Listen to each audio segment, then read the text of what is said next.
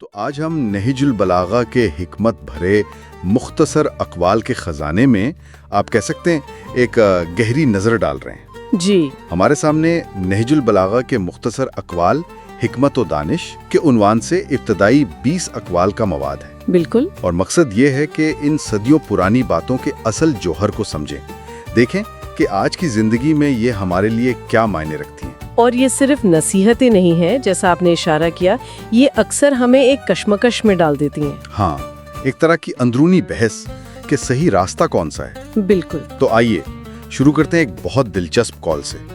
المرء مخبوء تحت اللسان۔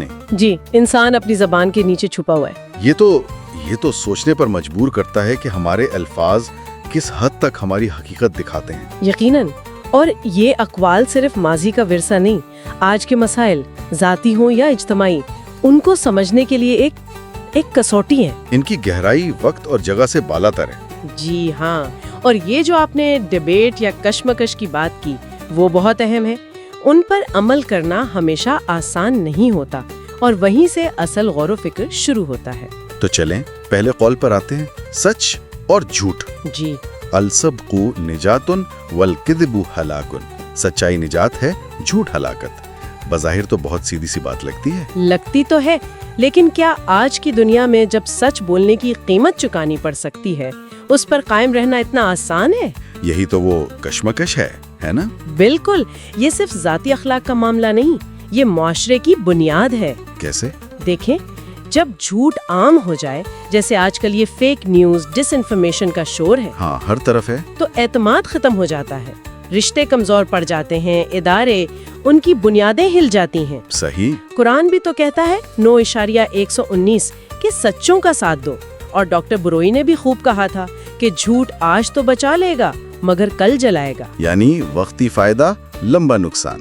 بالکل، سچائی صرف ایک اچھی بات نہیں، لمبے عرصے میں یہی واحد راستہ ہے جو چلتا ہے۔ جھوٹ کا سہارا لینا تو اپنے ہی مستقبل سے کھیلنے والی بات ہے۔ اور یہ سچائی صرف دوسروں سے نہیں، شاید اپنے آپ سے بولنا بھی ضروری ہے۔ یقیناً۔ اسی سے جڑی بات زبان کے استعمال کی ہے، جو ہم نے شروع میں کہا تھا، قول 7، المرء مخبوء تحت لسانہ۔ جی، زبان کردار کا پیمانہ ہے۔ ہمارے الفاظ کیسے ہمیں بے نقاب کر دیتے ہیں، خاص طور پر آن لائن دنیا میں۔ دیکھیں، آپ کے الفاظ، آپ کا لہجہ، آپ جو لفظ چنتے ہیں، یہ سب بتاتا ہے کہ آپ اندر سے کیا ہے۔ قرآن میں بھی تو ہے 15.18 کہ ہر لفظ لکھا جا رہا ہے۔ سوشل میڈیا نے تو اس آئینے کو اور بھی صاف کر دیا ہے۔ ہاں، ایک لمحے میں بات کہاں سے کہاں پہنچ جاتی ہے، اور کردار کا فیصلہ ہو جاتا ہے۔ ڈاکٹر بروہی کا قول، تمہارے الفاظ تمہارا آئینہ ہے، آج تو شاید پہلے سے بھی زیادہ سچ ہے۔ تو چیلنج کیا ہے یہاں؟ چیلنج یہ ہے کہ کیا ہم اپنی زبان کو سوچ سمجھ کر تعمیری انداز میں استعمال کرتے ہیں، یا بس جذبات میں بہہ کر اپنی ہی شخصیت کو نقصان پہنچا لیتے ہیں۔ اور اسی زبان سے تو دوستی کے رشتے بھی بنتے بگڑتے ہیں۔ نواں کال ہے، الصدیق من صدقک لا من صدقک۔ یعنی دوست وہ ہے جو تم سے سچ کہے، نہ کہ وہ جو تمہاری ہر بات کی تصدیق کرے۔ یہ تو آج کل بہت مشکل لگتا ہے، لوگ تو بس تعریف سننا چاہتے ہیں، نہیں؟ بالکل، یہ قول دوستی کی بنیاد پر ایک اہم بحث چھیڑتا ہے۔ کیا دوستی صرف خوشامد کا نام ہے، یا اصلاح کا بھی؟ جی ہاں، حقیقی دوستی چاپلوسی نہیں، خلوص مانگتی ہے، سچائی۔ یعنی سچا دوست ٹوکے گا؟ بالکل، نرمی سے ٹوکے یا شاید سختی سے، مگر ٹوکے گا۔ یہ تنقید شاید اچھی نہ لگے، مگر ترقی کے لیے ضروری ہے۔ ڈاکٹر بروہی نے بھی کچھ کہا تھا اس پر؟ جی، انہوں نے کہا، سچا دوست زخم لگاتا ہے تاکہ مرہم رکھ سکے، نقصان پہنچانے کے لیے نہیں۔ واہ! تو سوال یہ ہے کہ ہم کیسی دوستی چاہتے ہیں؟ کیا ہمیں سچ سننے کا حوصلہ ہے بھی یا نہیں؟ یہی اصل نقطہ ہے۔ اچھا، سچائی، زبان کا استعمال، سچی دوستی، یہ سب چیزیں علم اور سمجھ سے جڑی ہوئی لگتی ہیں۔ بالکل۔ تو اب ذرا جہالت اور علم کے موضوع پر آتے ہیں۔ 8واں قول، الناس اعداء ما جہلوا۔ لوگ اس چیز کے دشمن ہوتے ہیں جسے وہ نہیں جانتے۔ یہ تو آج کی نفرتوں اور تعصبات کی جڑ معلوم ہوتی ہے۔ یقیناً، نامعلوم کا خوف یہ ایک بنیادی انسانی نفسیات ہے۔ جب ہم کسی گروہ کو، کسی نظریے کو یا کسی شخص کو نہیں سمجھتے تو ذہن میں خود بخود منفی خیال آتے ہیں، اور وہ پھر دشمنی بن جاتے ہیں۔ اکثر نسل پرستی، مذہبی عدم برداشت، فرقہ واریت، ان سب کے پیچھے اکثر یہی جہالت ہوتی ہے۔ ڈاکٹر بروہی نے کیا کہا اس بارے میں؟ ان کا تجزیہ تھا کہ جہالت نفرت کو ہوا دیتی ہے، حکمت امن پیدا کرتی ہے۔ حل کیا ہے؟ علم، جاننا، سمجھنا۔ اور اسی جہالت کا نقصان سب سے پہلے خود جاہل کو ہوتا ہے۔ 14واں قول ہے الجاہل عدو نفسہ، جاہل خود اپنا دشمن ہے۔ جی بالکل۔ یہ کیسے؟ وہ اپنا دشمن کیسے ہوا؟ دیکھیں، جاہل شخص حقیقت کو نہیں جانتا تو وہ غلط فیصلے کرتا ہے، افواہوں پر یقین کر لیتا ہے، اچھا، بغیر سوچے سمجھے قدم اٹھاتا ہے جو آخر میں اسی کو نقصان پہنچاتے ہیں۔ آج کل فیک نیوز کا سب سے بڑا شکار کون ہوتا ہے؟ یہی لوگ ہوتے ہوں گے۔ بالکل، وہ اپنا وقت، اپنی توانائی ضائع کرتے ہیں، کبھی صحت، کبھی مال، کبھی عزت، سب گنوا بیٹھتے ہیں۔ قرآن 39:9 میں بھی تو علم والوں اور بے علموں کا فرق بتایا ہے۔ تو یہ قول تو جھنجھوڑ دیتا ہے کہ لا علمی صرف معصومیت نہیں، یہ خود کو تباہ کرنے جیسا ہے۔ جی ہاں، تو اس کا توڑ ظاہر علم ہے۔ 15واں قول اسی کی طاقت بتاتا ہے العلم سلطان، علم طاقت ہے، حکمرانی ہے۔ جی، علم طاقت ہے۔ یہ صرف کتابی علم کی بات ہے یا کچھ اور بھی؟ نہیں، یہ بہت وسیع معنی رکھتا ہے۔ صرف ڈگریاں نہیں بلکہ بصیرت، سمجھ، مہارت، حقیقت کو جاننے کی صلاحیت۔ اچھا، یہ افراد کو طاقت دیتا ہے کہ وہ صحیح فیصلے کریں، مسئلے حل کریں، اپنے حالات بدلیں۔ اور قوموں کے لیے؟ قوموں کی ترقی کا راز بھی تو علم اور ٹیکنالوجی میں ہے۔ آج کی دنیا میں دیکھیں، معاشی طاقت، سیاسی طاقت، سماجی طاقت، سب کا سر چشمہ علم ہی ہے۔ ڈاکٹر بروہی نے کہا تھا کتابیں فوجوں سے زیادہ طاقتور ہیں۔ بالکل۔ تو یہاں غور طلب بات یہ ہے کہ کیا ہم واقعی علم کو طاقت سمجھتے ہیں؟ کیا ہم اس کے لیے سنجیدہ کوشش کر رہے ہیں، فرد کے طور پر بھی، معاشرے کے طور پر بھی؟ بہت اہم سوال ہے۔ اچھا، علم اور فہم کے بعد اب ذرا ذاتی اوصاف پر آتے ہیں۔ ایک اہم وصف ہے بردباری، حلم۔ چوتھا قول الحلم ستر ساتر، بردباری ایک ڈھانپنے والا پردہ ہے۔ جی، یہ کس چیز کو ڈھانپتی ہے؟ یہ غصے کو، جلد بازی کو، جذباتی رد عمل کو ڈھانپتی ہے۔ اچھا، جب انسان حلیم ہوتا ہے تو وہ اشتعال انگیزی کے باوجود اپنے آپ پر قابو رکھتا ہے۔ اس سے نہ صرف اس کی اپنی کمزوریاں جیسے غصہ یا کڑوی بات چھپی رہتی ہیں، بلکہ وہ جھگڑوں سے بھی بچ جاتا ہے۔ بالکل غیر ضروری تنازعات سے بچ جاتا ہے۔ قرآن میں بھی تو ہے 2.153۔ جی، اور آج کل کے ماحول میں تو اس کی بہت ضرورت ہے۔ بہت زیادہ، جہاں لوگ فوراً بھڑک اٹھتے ہیں۔ ڈاکٹر بروہی نے کہا تھا سب سے مضبوط ڈھال اشتعال انگیزی میں پرسکون رہنا ہے، لیکن لوگ اکثر اسے کمزوری سمجھتے ہیں۔ یہی تو ڈیبیٹ ہے، کیا یہ کمزوری ہے یا اصل طاقت؟ اور غصہ جس کا آپ نے ابھی ذکر کیا، وہ تو 11ویں قول کے مطابق الغضب مفتاح الکل شر، ہر برائی کی چابی ہے۔ یہ تو بہت سخت بات ہے۔ سخت ہے اور بالکل حقیقت ہے۔ غصہ عقل کو معطل کر دیتا ہے۔ ذرا سوچیں، چھوٹے جھگڑوں سے لے کر بڑی جنگوں تک کتنے فسادات کی جڑ میں یہی بے قابو غصہ ہوتا ہے۔ صحیح۔ نبی کریم صلی اللہ علیہ وآلہ وسلم نے بھی غصے سے بچنے کی کتنی تاکید فرمائی۔ غصہ فیصلے کی صلاحیت چھین لیتا ہے، انسان وہ کر گزرتا ہے جس پر بعد میں صرف پچھتاوا ہوتا ہے۔ ڈاکٹر بروہی نے اسے غلامی کہا؟ جی، غصہ ور آدمی اپنے غصے کا غلام ہوتا ہے۔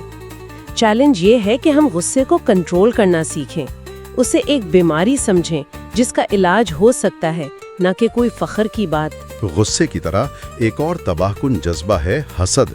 12واں قول الحسد یأکل الایمان کما تأکل النار الحطب، حسد ایمان کو ایسے کھا جاتا ہے جیسے آگ لکڑی کو۔ یہ ایمان کو کیسے کھاتا ہے؟ مطلب کیا تعلق ہے؟ دیکھیے، حسد دراصل اللہ کی تقسیم پر اعتراض ہے۔ اچھا، حاسد شخص دوسروں کی نعمتیں دیکھ کر جلتا ہے، کڑتا ہے اور ناشکری کرتا ہے۔ یہ چیز اس کے دل سے سکون چھین لیتی ہے، اسے منفی سوچوں میں ڈال دیتی ہے، جو آہستہ آہستہ اس کی روحانیت، اس کے ایمان کو کھوکھلا کر دیتی ہے۔ اور آج کل سوشل میڈیا؟ سوشل میڈیا تو اس آگ کو اور بھڑکاتا ہے۔ دوسروں کی زندگیوں کی وہ چمک دمک دیکھ کر مقابلہ بازی اور حسد بڑھتا ہے۔ ڈاکٹر بروہی نے کیا کہا اس پر؟ ان کا تجزیہ تھا کہ حسد سب سے پہلے حسد کرنے والے کو جلاتا ہے۔ تو اس سے بچنے کا طریقہ کیا ہے؟ شکر گزاری، اپنی نعمتوں پر نظر رکھنا، دوسروں سے موازنہ کم کرنا۔ اور شاید ان منفی جذبات کا ایک علاج قناعت میں بھی ہے۔ 16واں کال ہے الغنى الاکبر القنوع، سب سے بڑی دولت قناعت ہے۔ جی بالکل۔ لیکن یہاں ایک سوال اٹھتا ہے، کیا قناعت ہمیں ترقی سے روکتی نہیں؟ مطلب اگر ہم قانع ہو گئے تو آگے بڑھنے کی کوشش کیوں کریں گے؟ یہ ایک عام غلط فہمی ہے۔ قناعت کا مطلب سستی یا کوشش چھوڑ دینا نہیں ہے۔ تو پھر کیا ہے؟ اس کا مطلب ہے ہرس اور لالچ سے بچنا۔ جو مل گیا ہے اس پر شکر کرنا، جو نہیں ملا اس پر صبر کرنا، لیکن جائز کوشش جاری رکھنا۔ آج کل تو ہر طرف کنزیومرزم ہے، مزید کی دوڑ۔ بالکل، اور وہ دوڑ بے چینی بڑھاتی ہے۔ قناعت اس دوڑ سے آزادی دیتی ہے، دل کا سکون دیتی ہے۔ ڈاکٹر بروہی کے الفاظ میں جو قانع ہے وہ بادشاہوں سے زیادہ امیر ہے۔ یعنی اصل امیری مال کی نہیں، دل کی ہے۔ دل کا غنی ہونا۔ بالکل۔ قناعت کے ساتھ صبر کا ذکر بھی آیا۔ 6واں کال ایمان اور صبر کے تعلق پر ہے۔ الصبر من الایمان بمنزلۃ الرأس من الجسد۔ تعلق اتنا گہرا کیوں ہے؟ سر کے بغیر تو جسم بیکار ہے۔ اسی لیے کیونکہ زندگی آزمائشوں سے بھری ہے، مشکلات آتی ہیں، بیماریاں، نقصان، ناانصافیاں۔ ان سب پر ثابت قدم رہنا، اللہ کی مرضی پر راضی رہنا، ہمت نہ ہارنا، یہی تو صبر ہے۔ اور اس کے بغیر ایمان؟ اس کے بغیر ایمان کا دعویٰ کھوکھلا ہے۔ حدیث میں بھی تو صبر کو نصف ایمان کہا گیا ہے۔ یہ قول ہمیں یاد دلاتا ہے کہ صبر کمزوری نہیں، یہ ایمان کی مضبوطی کی دلیل ہے۔ ڈاکٹر بروہی نے بھی کہا صبر کے بغیر ایمان سر کے بغیر جسم ہے۔ جی۔ اور صبر کا ایک اور مظہر شاید معافی ہے۔ 18واں کول العفو تاج المکارم، معاف کرنا نیکیوں کا تاج ہے۔ تاج کیوں؟ تاج اس لیے کہ یہ سب سے اونچی، سب سے مشکل نیکیوں میں سے ایک ہے۔ مشکل کیسے؟ جب آپ کے ساتھ زیادتی ہوئی ہو، آپ کو تکلیف پہنچی ہو، اس وقت بدلہ لینے کی طاقت ہوتے ہوئے بھی معاف کر دینا، یہ بہت بلند حوصلے کی بات ہے۔ یہ اخلاقی کمال ہے۔ جی ہاں، یہ نہ صرف معاشرے کو انتقام کے نہ ختم ہونے والے چکر سے بچاتا ہے، بلکہ معاف کرنے والے کے اپنے دل سے بھی بوجھ اتار دیتا ہے۔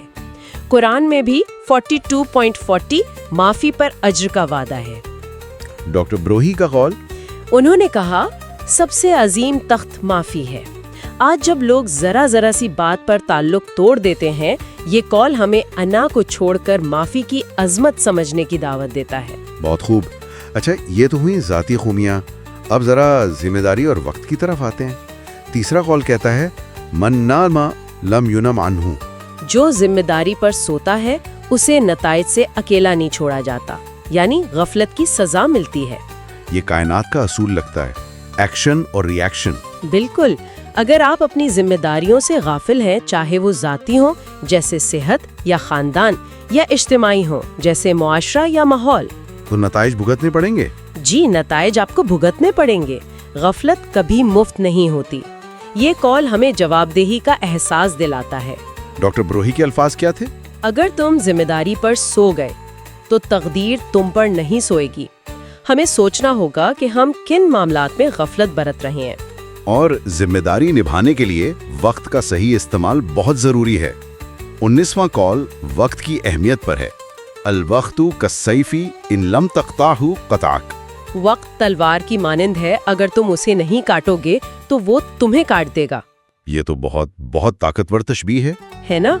وقت ایک ایسا قیمتی سرمایہ ہے جو رکتا نہیں، بس گزرتا جاتا ہے۔ اگر ہم اس سے قابو نہ کریں تو یہ آپ کو پیچھے چھوڑ دے گا، آپ کے مواقع ضائع ہو جائیں گے، زندگی بے مقصد گزر جائے گی۔ سورۃ العصر میں بھی تو اسی خسارے کا ذکر ہے۔ ڈاکٹر بروہی کا تبصرہ؟ وقت ایک تلوار ہے، اسے چلاؤ ورنہ یہ تمہیں زخمی کرے گی۔ آج کی تیز رفتار زندگی میں وقت کا صحیح استعمال، ٹائم مینجمنٹ، ایک بہت بڑا چیلنج ہے۔ سوال یہ ہے کہ کیا ہم وقت کو استعمال کر رہے ہیں یا وقت ہمیں استعمال کر رہا ہے؟ بالکل۔ الموت نائم والناس یقظ۔ موت سوئی ہوئی ہے جبکہ لوگ جاگ رہے ہیں۔ اس کا کیا مطلب ہوا؟ موت سو رہی ہے؟ مطلب یہ کہ موت بظاہر نظر نہیں آتی جیسے کوئی سو رہا ہو، لیکن وہ ایک حقیقت ہے اور کسی بھی لمحے آ سکتی ہے۔ اور لوگ جاگ رہے ہیں؟ لوگ دنیا کی زندگی میں مگن ہیں، اپنی دھن میں، جیسے وہ جاگ رہے ہیں اور سب کچھ ہمیشہ ایسے ہی رہے گا، لیکن موت اچانک آ کر اس غفلت کو توڑ دے گی۔ قرآن میں بھی ذکر ہے؟ جی، 62.8 کہ موت تمہیں آ کر رہے گی، یہ قول زندگی کی حقیقت اور موت کی ناگزیریت یاد دلاتا ہے۔ ڈاکٹر بروہی نے اسے وفادار ساتھی کہا۔ جی، موت سب سے وفادار ساتھی ہے، ہمیشہ قریب۔ موت کا شعور ہمیں اپنی ترجیحات درست کرنے میں مدد دیتا ہے، تکبر سے بچاتا ہے، اچھے کاموں کی طرف مائل کرتا ہے۔ ان سب اقوال میں کچھ بیرونی عوامل کا بھی ذکر ہے، جیسے 5واں قول رزق کے بارے میں ہے، الرزق رزقان، رزق تطلبہ و رزق یطلبک۔ جی، رزق کی 2 قسمیں ہیں، ایک جسے تم تلاش کرتے ہو اور ایک جو تمہیں تلاش کرتا ہے۔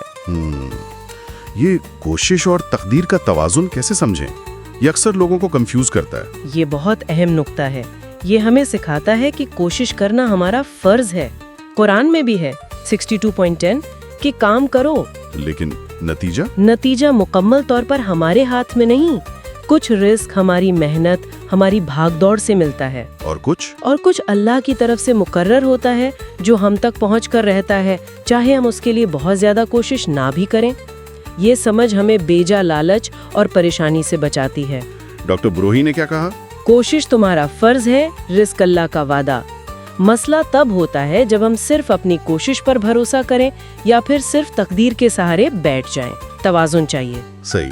اور ایک اور بیرونی عنصر ہے صحبت، 13واں قول، المرء علی دین خلیلہ۔ انسان اپنے دوست کے دین یعنی طریقے پر ہوتا ہے۔ صحبت اتنی طاقتور کیوں ہے؟ کیونکہ انسان فطرتاً اثر قبول کرتا ہے۔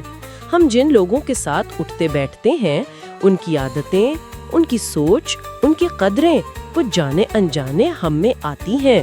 اچھی صحبت، بری صحبت؟ بالکل، اچھی صحبت نیکی کی طرف لے جاتی ہے، بری صحبت برائی کی طرف۔ نبی کریم صلی اللہ علیہ وسلم نے بھی تو دوست کے انتخاب میں احتیاط کا حکم دیا۔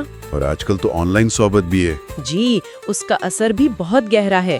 ڈاکٹر بروہی کا قول، مجھے اپنے دوست بتاؤ، میں تمہارا مستقبل بتاؤں گا، اسی حقیقت کو ظاہر کرتا ہے۔ یہ ہمیں اپنی صحبت کا جائزہ لینے پر مجبور کرتا ہے۔ آخر میں دوسرے قول پر واپس آتے ہیں، قیمت کل امرئ ما یحسن۔ ہر انسان کی قیمت وہ ہے جو بہترین طریقے سے کرتا ہے۔ جی، اس کا اطلاق آج کیسے ہوتا ہے؟ آج تو لوگ سٹیٹس اور پیسے کو ہی دیکھتے ہیں۔ یہ قول ہمیں اسی سوچ کو چیلنج کرنے کو کہتا ہے۔ یہ یاد دلاتا ہے کہ انسان کی اصل قدر اس کے عہدے، اس کی دولت یا خاندان سے نہیں ہے۔ تو پھر کس چیز سے ہے؟ اس کی صلاحیت سے، اس کے ہنر سے، اس کے کردار سے، معاشرے کے لیے اس کی خدمات سے ہے۔ آپ جو کام کرتے ہیں اسے کتنی مہارت اور ذیانت سے کرتے ہیں، آپ دوسروں کے لیے کتنے مفید ہیں۔ اسلام میں بھی تو تقویٰ ہی معیار ہے۔ بالکل۔ ڈاکٹر بروہی کا کہنا تھا، عظمت وراثت میں نہیں ملتی، اسے پیدا کرنا پڑتا ہے۔ یہ ہمیں سطحی چیزوں کے بجائے حقیقی انسانی قدر پر توجہ دینے کی دعوت دیتا ہے۔